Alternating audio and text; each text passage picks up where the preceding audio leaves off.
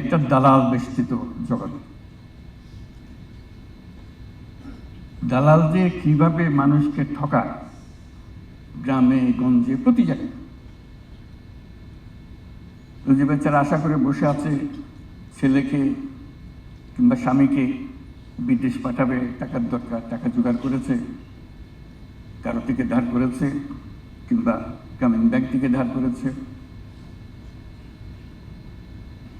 তারপরে প্রতারণা।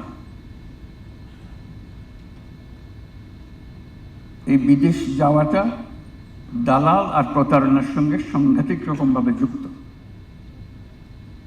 এক থেকে মুক্ত না হওয়া পর্যন্ত এটাতে কিছু কাজ হয়েছে বলে ধারণা করার কোনো কারণ নেই।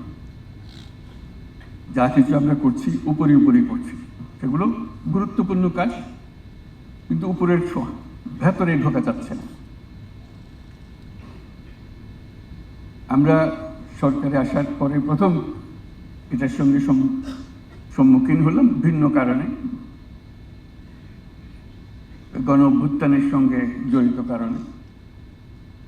তাদের জেল সেন্টেন্স হয়েছে, তাদেরকে উদ্ধার করতে হবে।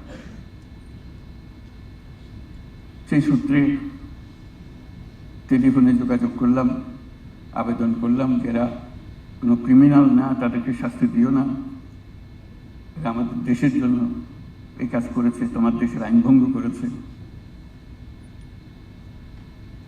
যারা ইমোশনাল ছিল, তো তাদের তরফ থেকে বলা হলো যে আমরা বুঝছি সবকিছু, কিন্তু এ দেশের আইন, আমরা কি করতে পারি, আমাদের প্রতি সদয় হও। প্রথম জবাব হলো যে আচ্ছা, একটু চিন্তা করে দেখি। তারা চিন্তা করলো এবং ছেড়ে দিল। তো খুব আনন্দিত হলাম, তাকে ধন্যবাদ দিলাম।